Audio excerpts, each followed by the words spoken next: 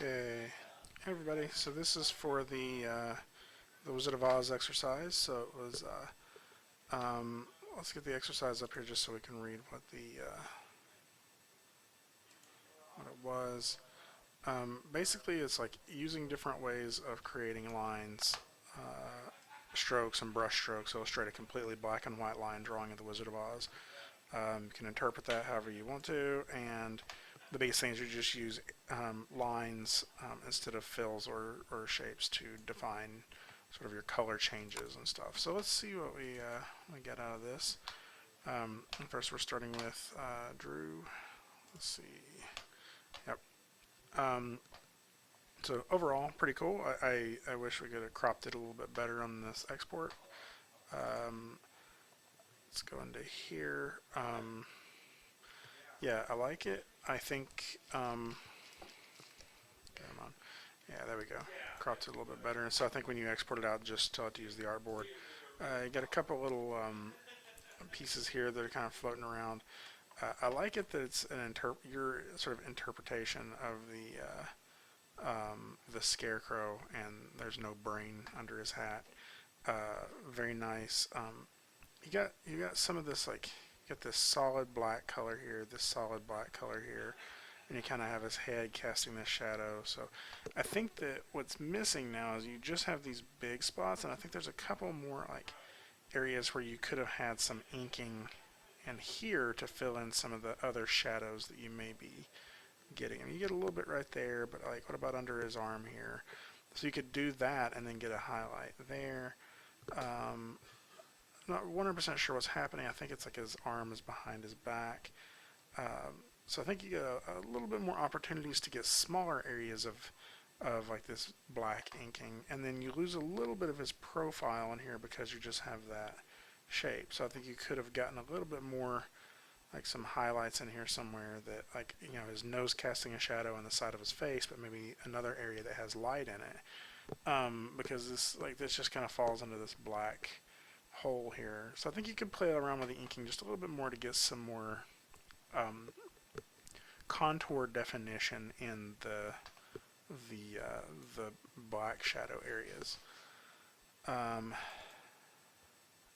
so I think, yeah, sorry, I double clicked on it again. I think that the exercise was, you know, to try to use line, and I said you know, use line to fill in all areas except for if you needed black to fill in like a large solid shape, like for inking. And so I think that that worked really well. Yep. So Bethany.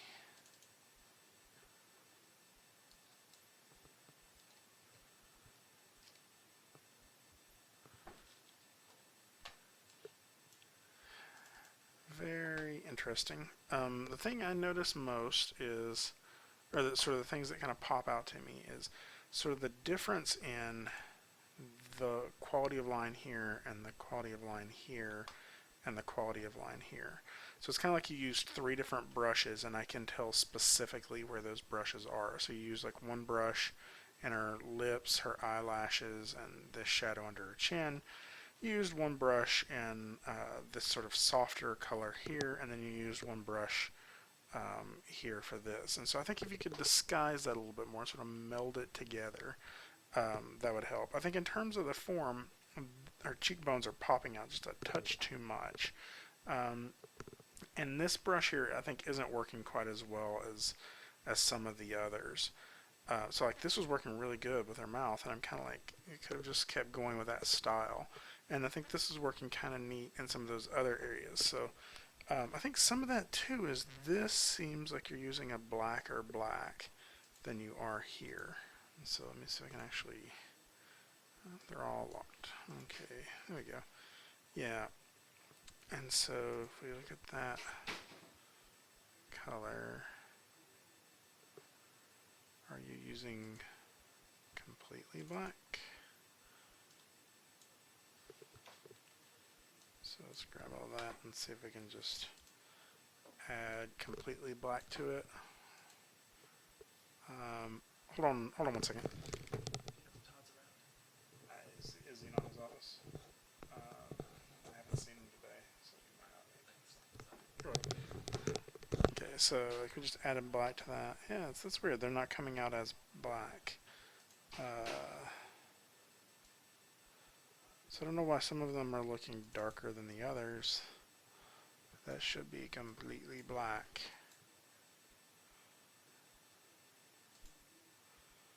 So we're getting this. Do you have like some opacity turned on them? No. So I'm not 100% sure why that. Maybe it's just the brush stroke itself has a little bit of a color to it that's not. Anyway, I think that's the thing is like we're getting a little bit of contrast variation in there as well. So this is really dark, and then these others are kind of gray.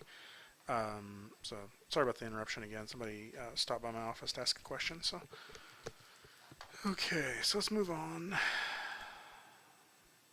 to Carmen. See how that's looking. Okay, so overall, I did not have a lot to add to this one because I think this came out really good. I think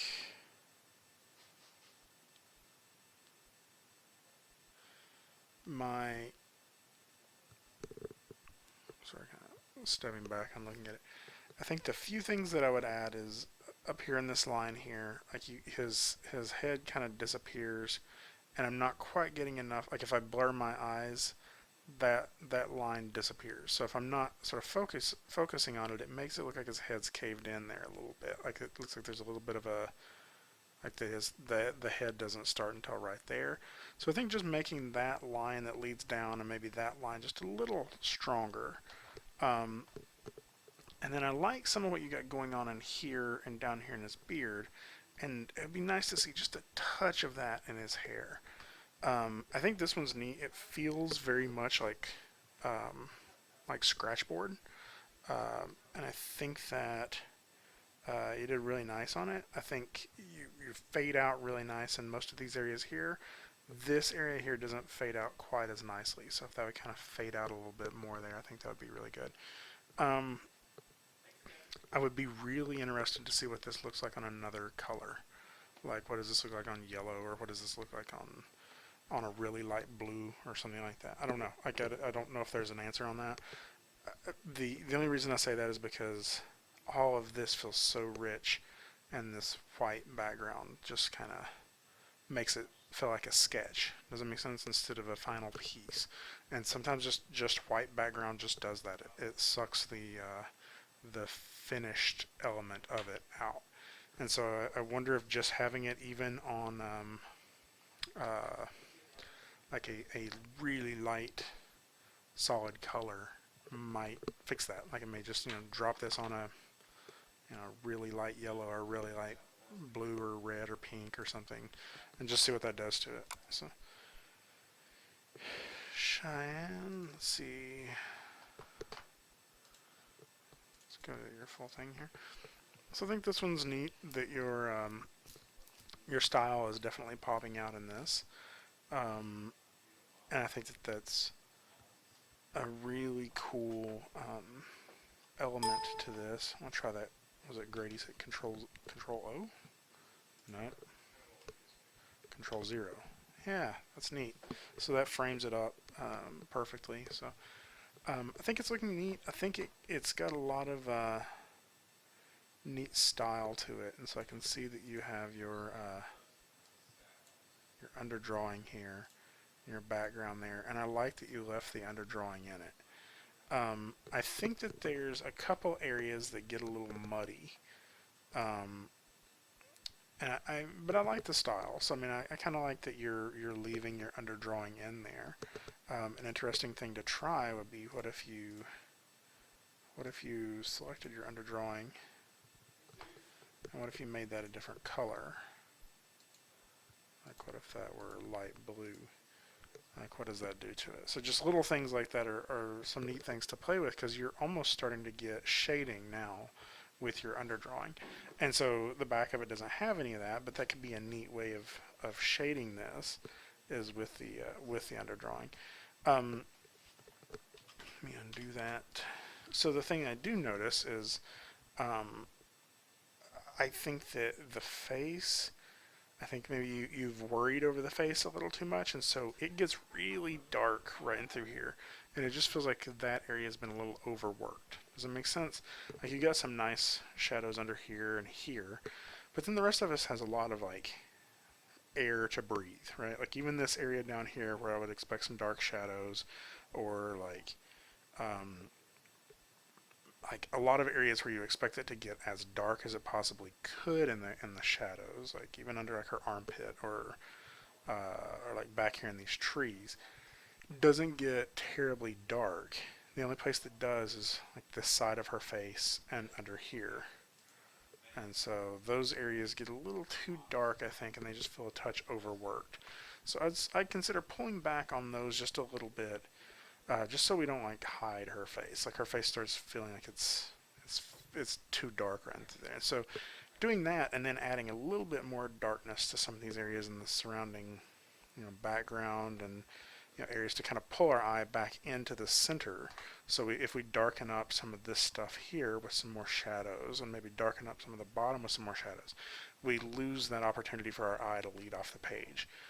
Right now, I think you could also sort of pull us back down into here a little bit, but like you got this nice sort of radial shape going on here that kind of pulls us back into it. I love the lion. The lion's face is awesome. So it's really neat. You got your style in there. I think you kind of overworked those areas around the face. So that would be my biggest note on that. Daniel, exercise 3, scarecrow.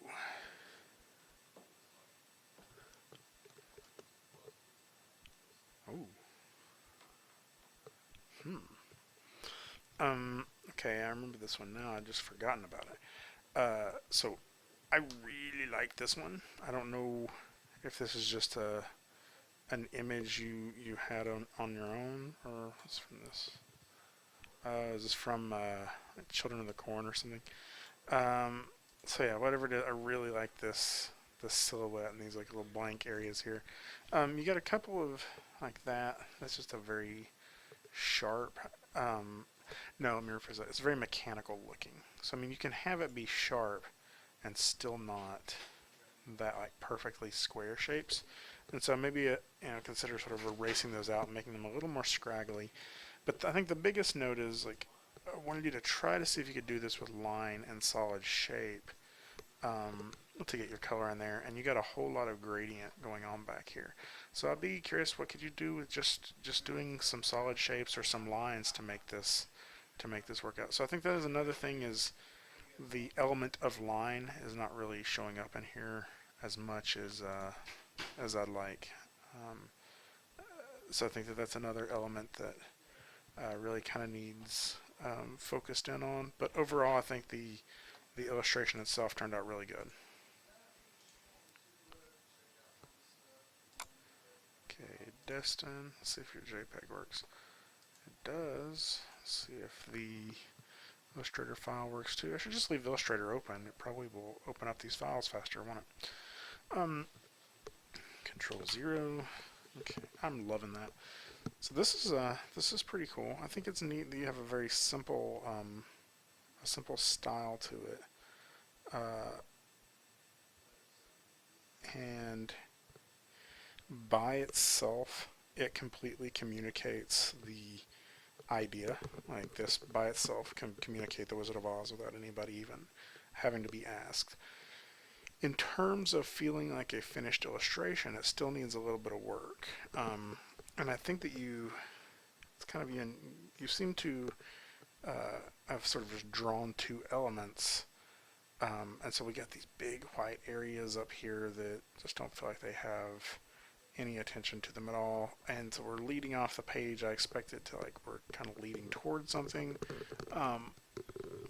But I think you could have played with this in a way that still got this effect without like, this feels flat. This doesn't feel like it's sort of going into the background because it doesn't get progressively larger into the foreground, and it feels like the vanishing point is really high, so that makes us feel like we're flying and kind of looking down at the yellow brick road, and then these shoes are kind of superimposed on there. And so I think you could have just taken these elements and just, I mean, you probably could have composed it as just like this going off into the horizon over a hill, um, and then the shoes uh, in the foreground on top. And so it's not too late for that. So we can grab everything. Oh goodness, what have I done? So I'm just going to drag select everything, hold down control and deselect some stuff. Oh, so now how that works? Apparently not. Hold down shift, I guess, and deselect these pieces. Alright, and then when you have that, control it us. Nope, control. Anyway, you can warp this road using the warp tools we've already used to get that perspective if you really want to. But having said all that, like, this is still a good start. I just wish it kind of had an element to kind of pull it all together. So let me see if it's possible for me to pause this video.